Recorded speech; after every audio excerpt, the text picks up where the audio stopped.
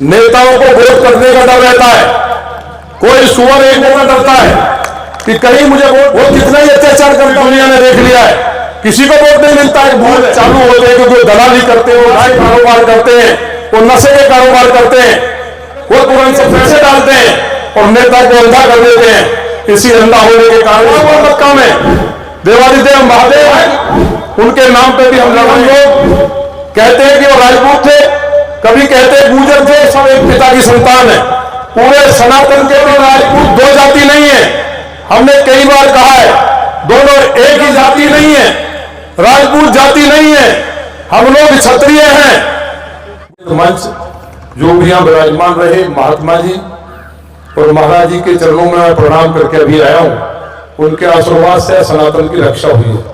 ये जो स्थान चुना गया है बहुत ही अद्भुत स्थान है। इसलिए जितने भी मैं देख रहा हूं इतने बड़े हमारे पिताजी की उम्र के सब बैठे, नौजवान बैठे बड़ी संख्या में। नौजवान पीछे खड़े, इधर भी खड़े हैं, सामने भी हैं। जब लड़ाई शुरू होती है तो शुरू में लोग जल्दी जोड़ते नहीं। ये आपका तप है कि इतनी बड़ी संख्या में लोग यहाँ आए। ये नौजवान जो चारों तरफ देखो आने शुरू हो गए ना, सब पीछे से भी। तो ये जो नौजवान आए हैं, ये नौजवान आजकल धूप में बैठना कम पसंद करते हैं।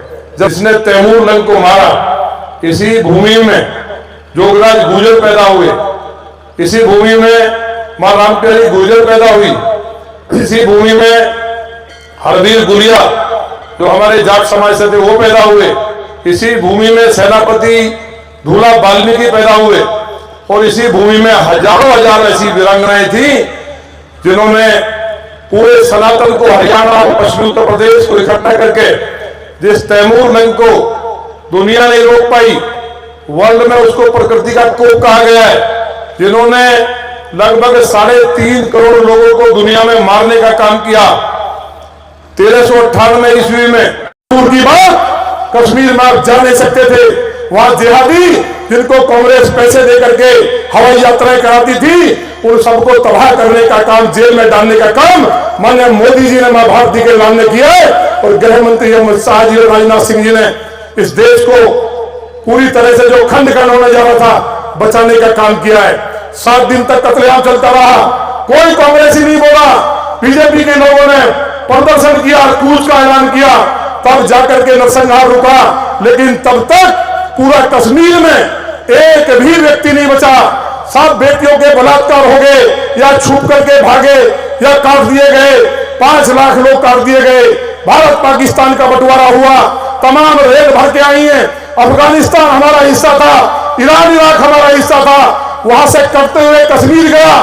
बंगाल में जाकर के बिहार में पूजा नहीं कर सकते थे, लेकिन वहां के लोगों ने, बिहार के जागरूक लोगों ने उनकी छाती पे झंडा गाड़ करके भारत माता की जय बोलने का काम किया है।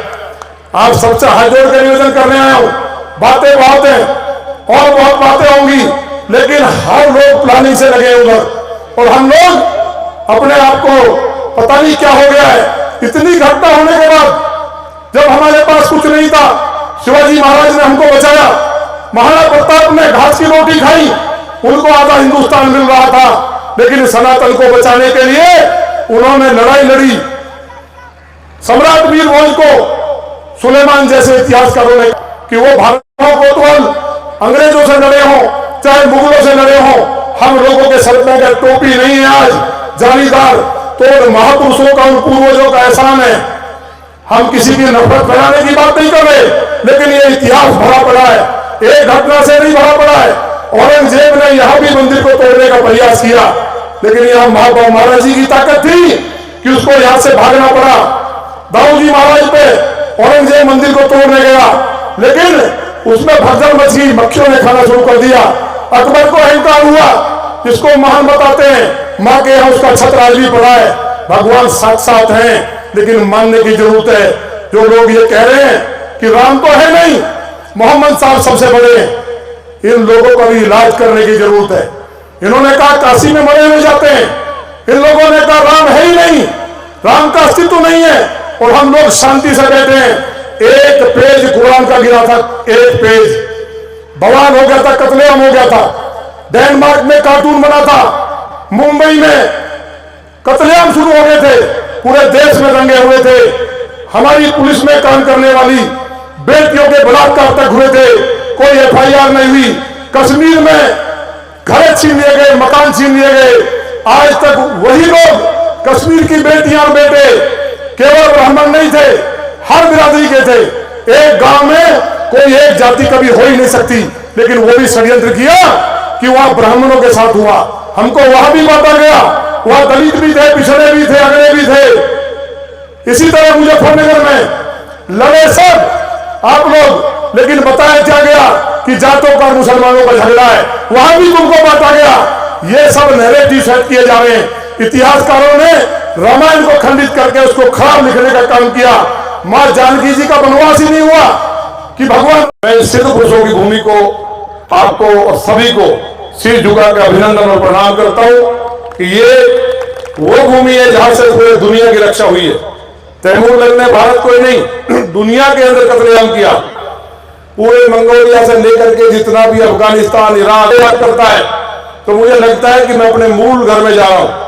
इसलिए बिल्कुल भी चिंता नहीं करना, हम आपके साथ आधी रात खड़े हैं। नेताओं की, मान लिया कोई नेता नहीं आता है मंच पे, क्योंकि मैं नेता नहीं हूं। मैं नेता बनने के लिए धरती पे नहीं आया था। नेताओं को वोट कटने का डर रहता है। कोई सुअर एक वोट ना दे, फिर भी नेता डरता है कि कहीं मुझे वोट नहीं मिलेगा। वो कितना ही अत्याचार करता रहे, पूरी दुनिया ने देख लिया है। किसी को वोट नहीं मिलता, एक भूल है। अगर उनका एक गांव है, उस गांव में हमारे दलित समाज के भी परिवार होते हैं, कहीं ना कहीं दूसरे समाज भी होते हैं जो सनातन को मानने वाले लोग हैं, वो हमें वोट करते हैं और वो बहुत चालू होते हैं, क्योंकि वो दलाली करते हैं, वो गाय काटते हैं, वो मांस के कारोबार करते हैं, वो नशे के कारोबार करते हैं। वो तुरंत सबसे पहले आते हैं, देखिए भाई साहब 100 वोट मेरे गांव से मिली है। वो 100 वोट उन गरीबों की है, जो वाल्मीकि हैं, जो जाटा में, जो कश्यप हैं, जो इस सनातन के लिए सदियों से लड़ते आ रहे हैं। उनको हम अपने पास नहीं बैठाते हैं और वो फिर आगे आ जाते हैं। वो बड़े बड़े टोकरे फल के लेके आते हैं, स्वागत करने के लिए पैसे डालते हैं और नेता को अंधा कर देते हैं। इसी अंधा होने के कारण इस भारत का बेड़ा गर्क हुआ है। ये सनातन का मंच है, हम किसी की बात की परवाह नहीं करते। मीडिया वाले लोग कई बार हमको कहते विवादित बोल, इस हिंदुस्तान ने झेला है। हम लोग ईरान तक थे, केकई ईरान की थी, पूरी दुनिया में जहां तक भी सूरज निकलता है वहां तक सनातन की पताका लहरती थी। क्या हुआ मक्का में? देवादिदेव महादेव हैं, अब किसी रूप में चाहे उनको मान रहे हैं। आप ताजमहल चले जाइए, ये भारतीय संस्कृति के पुनरुत्थान का समय 500 साल के बाद आया है। सम्राट वीरभोज ने जिस पताका के झंडे के नीचे पूरे भारत को, खंड खंड भारत को एक करने का काम किया, चंद्रगुप्त मौर्य के बाद अगर भारत को इकट्ठा किया और देवादिदेव महादेव के सनातन को स्थापित करने के लिए पूरे हिंदुस्तान ने, हिंदुस्तान के बाहर भी मंदिर बनवाए। ये कोई छोटी बात नहीं थी। 55 साल तक एक सम्राट ने राज किया, लेकिन दुर्भाग्य उनके नाम पे भी हम लड़ रहे हैं। कभी हम लोग कहते हैं कि वो राजपूत थे, कभी कहते हैं गुर्जर थे। हम लोग सब एक पिता की संतान हैं, पूरे सनातन के पिता एक हैं। ब्रह्मा जी ने सृष्टि की रचना की, मनु महाराज से मनुष्य बना, उसके बाद हम लोग कर्म के आधार पर हमारी उपाधियां हैं, जाति नहीं है। पूरा हिंदू एक पिता की संतान है, चाहे वो वाल्मीकि है, चाहे वो ब्राह्मण है। हम लोग ऋषियों की संतान है। हर व्यक्ति ब्राह्मण है, हर व्यक्ति को ब्रह्म को जानने का अधिकार है। इसलिए हमको एकजुट होना है। ये लोग साजिश करेंगे। हमारे यहां सहारनपुर में भी बवाल हुआ। गुर्जर और राजपूत दो जाति नहीं है। हमने कई बार कहा है दोनों एक ही जाति हैं। मैंने कहा ना हिंदू एक है, लेकिन ये तो अभी तक भी पूरी तरह एक है। जो बड़े नेता हैं हमारे, राजा हैं, वो हमारे शादी करते हैं और नीचे के किसान भाइयों का जो अटूट प्यार था उसको खंडित करने के लिए ये सब प्रयास होता है। गुर्जर सम्राट वीरभोज इतिहास में लिखा हुआ है। कुछ लोग आज भी कहेंगे, विवादित बात बताएंगे, गुर्जर जाति नहीं है, राजपूत जाति नहीं है, हम लोग क्षत्रिय हैं। गुर्जर का मतलब है जो शत्रुओं का नाश करने वाला क्षत्रिय हो, ये उपाधि है। जो जिहादियों को मारने वाला हो, जिसने भारत को दीवार बनकर सींचा हो अपने लहू से, किसी की जिहादी की हिम्मत नहीं हुई हो, तो जो क्षत्रियों में सबसे ताकतवर योद्धा थे उनको गुर्जर की उपाधि दी गई। और 1026 में मेघातिथि ब्राह्मण जी ने माउंट आबू पर्वत पर सारे क्षत्रियों को इकट्ठा करके राजपूत संघ का नाम दिया। दुनिया जानती है, कुंभ बनाने वाले को कुम्हार कह दिया गया। इसी तरह से हर जाति की अलग अलग उपाधि थी। हम लोग एक हैं, एक पिता की संतान हैं। कुछ लोग कहते हैं कि भाई वो फलाना मुसलमान गुर्जर, फलाना मुसलमान जाट, फलाना मुसलमान नहीं, वो एक नहीं बोलता, वो गर्व के साथ कहते हैं कि हम लोग मुसलमान हैं और हम लोग जाति में बुरी तरह खंड खंड हैं।